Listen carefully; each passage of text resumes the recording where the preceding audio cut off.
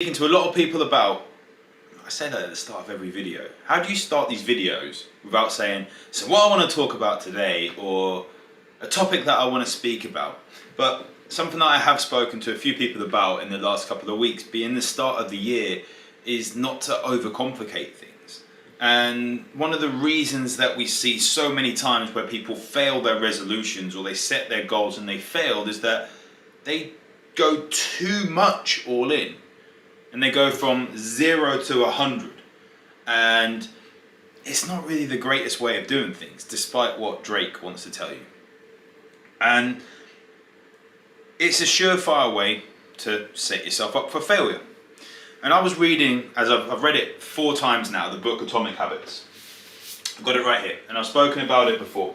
And it's something that I work on a lot with my clients, and we talk about building up these habits.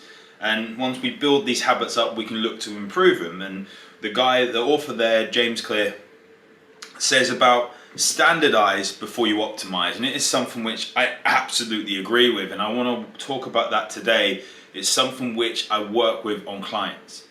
Because too many times you say you want to start off this gym training program and you're not training even once. So many times, perfect example of this over the last few years is seeing people do 75 hard, which is a mental fortitude challenge by Andy Frisella, where you'll do 2 workouts a day, drink a certain amount of water, read books, and all these different things. And people that are completing that, awesome, that is great. But every time you fall off, you go back to day 1, day 0 essentially. Then you get day 1 and 2 and 3, and you go through that way. But I see so many people setting themselves up for failure because it's not sexy to do just a little bit and build up. It's not sexy to go on a full-on morning routine, not do a full morning routine just to simply sit down and breathe twice and be present. It's not sexy to go in and do an easy session for 20 minutes. You want to go full-on beast mode. And in the end, we set ourselves up for failure. Some of my clients, we only go to the gym twice a week. Some people don't go to the gym at all. There was a memory that came up of Scott that I worked with. He dropped, I think it was 30 or 40 pounds. I went over in September, and then it was January. So September to October, October, November, December, like just under 4 months. End of September to 2nd week in January.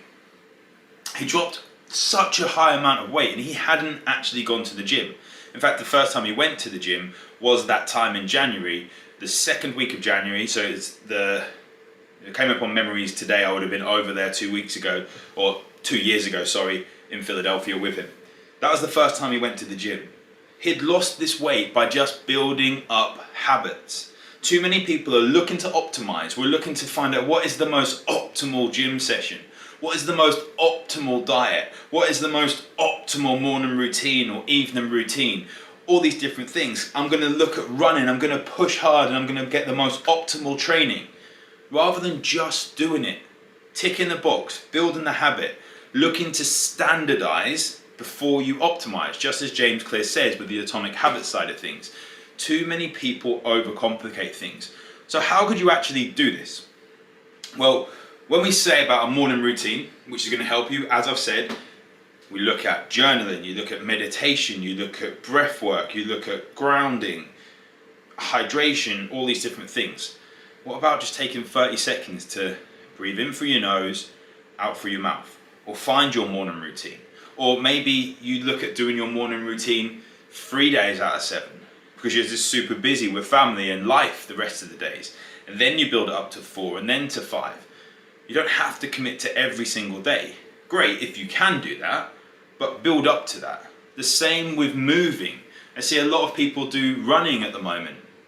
And if you've gone from nothing and you're going to start doing it, you're going to start building it up. Saying you're going to run every day is not realistic. Trust me, I've done that in the past and broken, and I would not advise any client or any person in that matter to do that, go from 0 to running every day. I've built up my mileage very quickly in the past. Wasn't a good thing. We have to have a certain amount of discipline in not doing too much, purely because of the fact that if we do too much, it's a high stressor on our body. The same with coming through from a routine. I was just on a group mastermind call, a business mastermind call, and there was a talk about how people are struggling getting into the swing of things and things like that, or just feel sluggish and stuff. But it's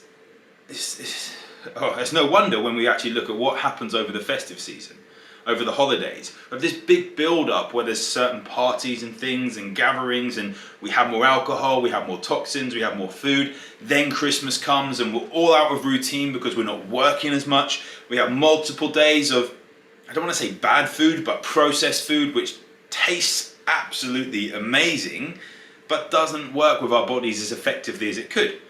But it's all good because we enjoy that. But then expecting to then come back 1st of January, second, third, it was the 4th of January when we had our first working day this year, coming back on the 4th of January and just expecting our bodies to work the same, in fact more, because we've now got these new routines that we're going to do. We need to do a bit of a check. We need to do a bit of a reset. So really look to, if we can build a habit, as simple as it is. I know people that have literally gone to the gym for 5 minutes, and then eventually they're like, well, I'm here, so I might as well do 15 minutes. I'm here, so I might as well do 20 minutes. It's just about getting that momentum. A train can be a very fast thing, but when it leaves the station, it has to slowly build momentum, and that is what standardizing before you optimize is talking all about. And one of the ways you can help yourself with doing that is to look at your health overall from a top-down perspective. It's one of the reasons I've done the full health screening. And it's just £99, where we go through your gut health, we go through your brain function. So if you're feeling brain fog, if you're feeling random bloat, or you're not sleeping through the night, you've got cold hands and feet, these are perfect things to get in place. We go through the screening, we look at your adrenals, that one, your adrenals, we look at your adrenaline, the way your stress levels are impacting your body, we look at your genetics and what you can do to actually look to really get a good foundation to improve your health. And if the health screening is something that you want to talk about, drop me a message or go to www.ojayhealth.com/services, or you can just go on the homepage of the website and click on the services tab, and you'll be able to sign up. You get some questionnaires sent to you, you get a link to go to Calendly and book in a call with me. We go through the details on the call, and you get the recording. So I upload it to Google Drive, you get the recording afterwards, and you can go away and actually implement some of the things we talk about. Or if you want to, you can come on board for one-to-one coaching, and I can help you with the accountability and the adjustments as we need over a little bit of a longer period of time. So that's where I want to leave it today. Standardize before you optimize. You cannot optimize what isn't standardized. Just something to think about. Stop trying to decorate the rooms before you've even built the foundation.